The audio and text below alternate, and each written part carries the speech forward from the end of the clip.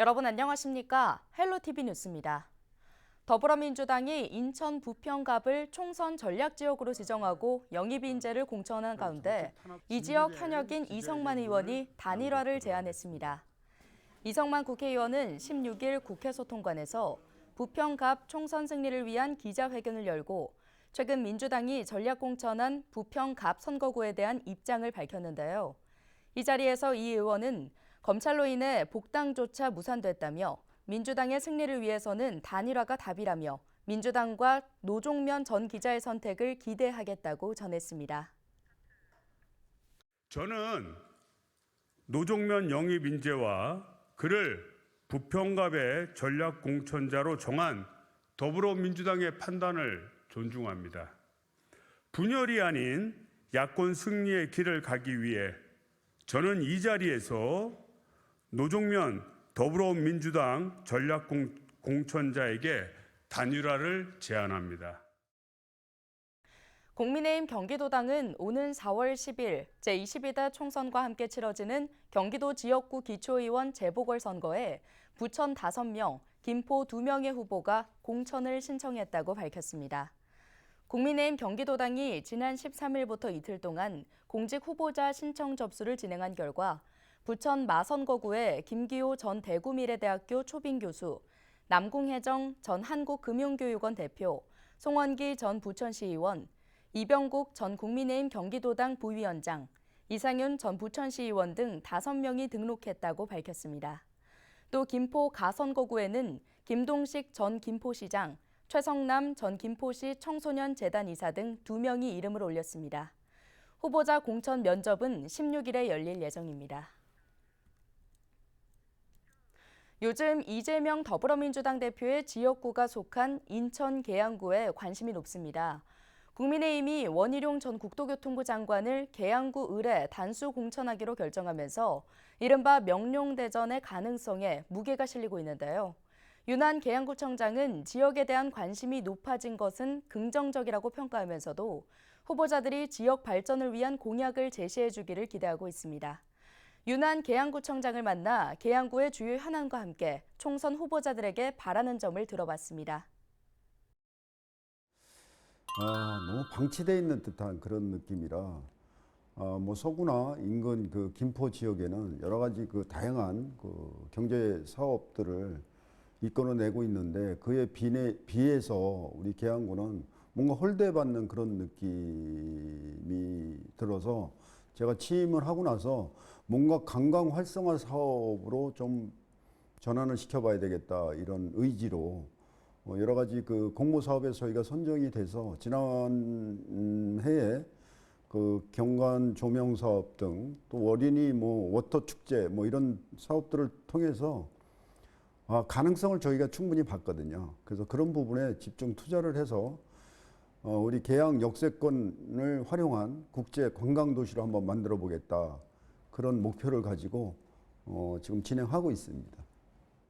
우리 계양 테크노밸리역과 박천호로 환승할 수 있는 대장 홍대선을 연결해 달라는 것이 저희 요구 사항인데 그게 반영이 안 돼서 굉장히 아쉬움을 갖고 있다. 신도시 발표 지역 중에 유일하게 지하철 노선이 없는 곳이 우리 그 계양 테크노밸리역이거든요. 그래서 그런 대장 홍대선을 연결해서 박천에다가 환승할 수 있는 그 역할만 해주면 계양 테크노밸리 그 슬럼화를 방지함과 동시에 첨단 산업을 유치할 수 있는 그런 기능을 확보할 수 있고 계양역의 그 정체 현상을 풀어낼 수 있는 유일한 대안이다. 그런데 그걸 왜 못하는지 정말 아쉬움이 크다 이런 말씀을 드렸고 LH나 인천도시공사나 인천시장님한테 강력하게 이런 부분들을 저희가 요구를 해서 이런 성과가 날 수 있도록 최선을 다하겠다 이런 말씀을 드리겠습니다. 저희가 신도시가 들어오면 원도심이 필연적으로 슬럼화가 올 수밖에 없는 그런 구조를 갖고 있거든요. 또 젊은 세대들은 신도시로 그 쏠림 현상이 있기 때문에 원도심을 어떻게 활성화시키느냐 이것이 중요한 사업 중에 또 역점적으로 우리가 진행을 해야 될 사업이기 때문에 원도심을 슬럼화 방지를 어떻게 할 것이냐 이게 중요합니다. 그래서 저희 그 계산 복개천을 복개를 좀 해서 카페 거리를 만든다든지 그래서 젊은 청년들이 찾아올 수 있는 그래서 이 원도심을 활성화할 수 있는 그런 대안들을 잘 만들어서 저희가 이제 전문 기관에 그 용역을 좀 사업비를 편성해서 용역을 지금 하고 있거든요. 그래서 그 용역 결과를 토대로 해서 저희가 그 원도심이 슬럼화 방지를 위해서 최선의 그래서 신도시와 원도심이 공생할 수 있는 그런 여건을 잘 만들어내겠습니다. 이제 뭐 저희 계양이 정치 일본주의로 부상한 거에 대해서는 뭐 그 나쁘게 생각하지는 않습니다. 좋은 그 공약들을 좀 만들어 내 주셔서 그런 것들이 거쳐가는 그런 정치 행보가 아니라 정말 이 지역에 뭔가 해낼 수 있는 그런 역할을 좀 해주셨으면 좋겠다. 지금 당장 지하철 문제라든지 계양 테크노밸리 문제 그리고 아라뱃길의 문제 뭐 이런 등등 대형 사업들을 그동안 그 변방의 도시로서의 그런 이미지를 좀 탈피할 수 있는 그래서 인천을 선도하는 중심 도시로서 좀 만들어 주십사라는 그런 국민의 입장으로서 좀 부탁을 좀 드리도록 하겠습니다.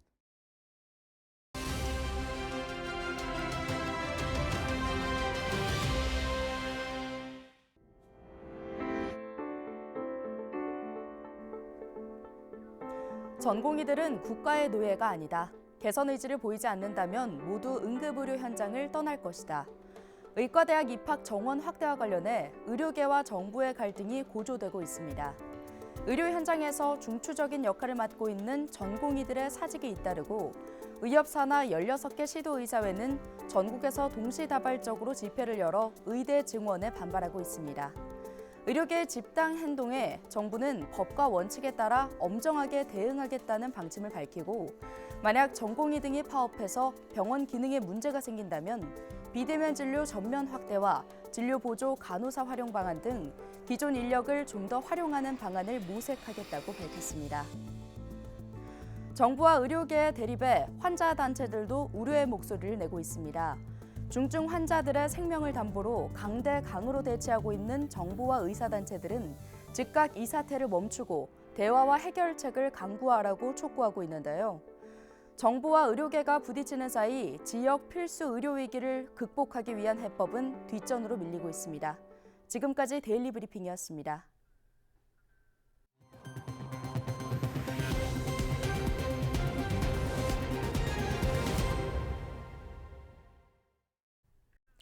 지난해 인천 지역 오피스텔과 상가, 사무실 거래량과 거래 금액이 모두 하락한 것으로 나타났습니다. 부동산 전문기업 부동산 플래닛이 국토교통부 실거래가를 기반으로 분석한 2023년 연간 전국 부동산 유형별 매매 거래 특성 리포트를 보면 인천 오피스텔 매매 거래량은 2,275건으로 전년 4,288건보다 46.9% 감소했습니다. 매매 거래 금액은 지난 2022년 7,977억 원에서 지난해 3,710억 원으로 53.5% 줄었습니다.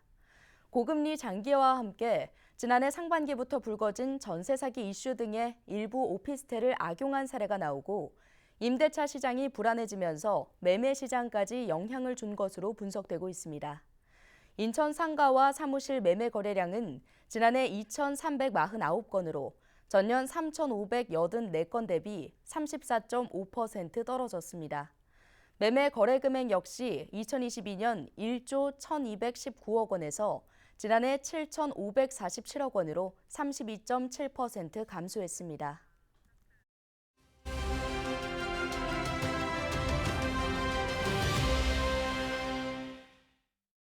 지난해 헬로티비 뉴스는 부천시의 항일운동 역사로 알려진 계남면 사무소 습격 사건이 일본의 총독부 보고 과정에서 계양면을 계남면으로 잘못 표기해 남게 된 일로 바로잡아야 한다고 보도한 바 있는데요. 민족문제연구소 부천지부도 학술대회를 열고 이 같은 사실을 알린 바 있습니다.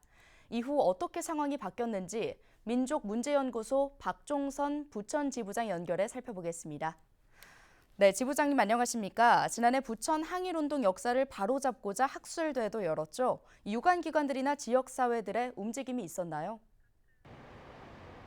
부천시와 유관기관 그리고 시민단체의 관심은 되게 뜨거웠습니다.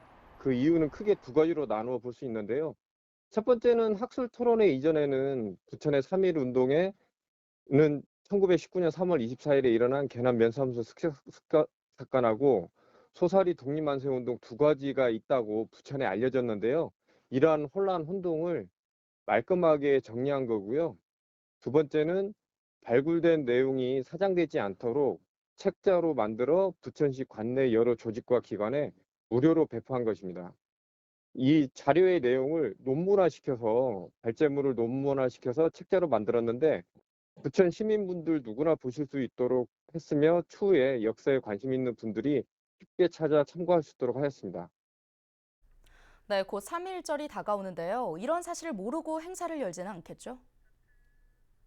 제가 봤을 때는 부천의 3.1 운동을 주제로 제안 행사를 한 것은 딱 한 번 있었거든요. 2019년 3.1 운동 100주년을 맞이해서 우리 민족문제연구소 부천지부가 제안 주도해서 부천시와 농협 부천시 지회가 후원해가지고 제안 행사를 진행했는데 그 이후로는 제안 행사가 진행되지 않고 있습니다. 앞으로 제안 행사를 혹시라도 하게 되면 개남 면사무소 습격 사건은 포함되지 않고 소사리 독립만세 운동을 중심으로 할 것이고요. 저희가 이제 부천시하고 계속 협의했는데 제안 행사에는 예산의 문제가 좀 많아요. 그래서 제안 행사를 하다 보면 좀 예산이 많다 보니까 부천시 입장도 쉽지 않은 상황인데 추후에 계속 부천시의회와 부천시와 협의해서 소사리 독립만세 운동의 제안 행사가 진행될 수 있도록 노력하겠습니다. 네, 그렇다면 지역에서는 어떤 움직임이 있어야 한다고 보십니까? 먼저 제가 말씀드릴 게 이게 개남 면사무소 습격 사건이 잘못되어 있는 그 잘못되어 있는데 이 내용과 관련되어 있는 국가기관이 두 군데거든요. 첫 번째는 말씀하신 독립기념관. 독립기념관은 국내 독립운동 사직지를 관리하는데 홈페이지로 관리하고 있거든요. 그래서 이러한 내용을 수정하기 위해서 작년 11월 말에 저희가 제작한 책을 독립기념관 담당자에게 보내드렸고요. 두 번째는 안내판을 세웠는데 이 안내판은 경기문화재단에서 세웠습니다. 그래서 이 안내판에 대한 수정도 저희가 어, 요구하기 위해서 책자 두 부를 여기에도 보내드렸고요. 이제 부천시 내에서 관내에서 어떻게 하면 이러한 문제를 해결할 수 있을까라고 했을 때 제 개인적으로는 지금 부천에는 항일독립운동 기념과 일제잔재 청산 조례 두 건이 함께 제정돼 있습니다.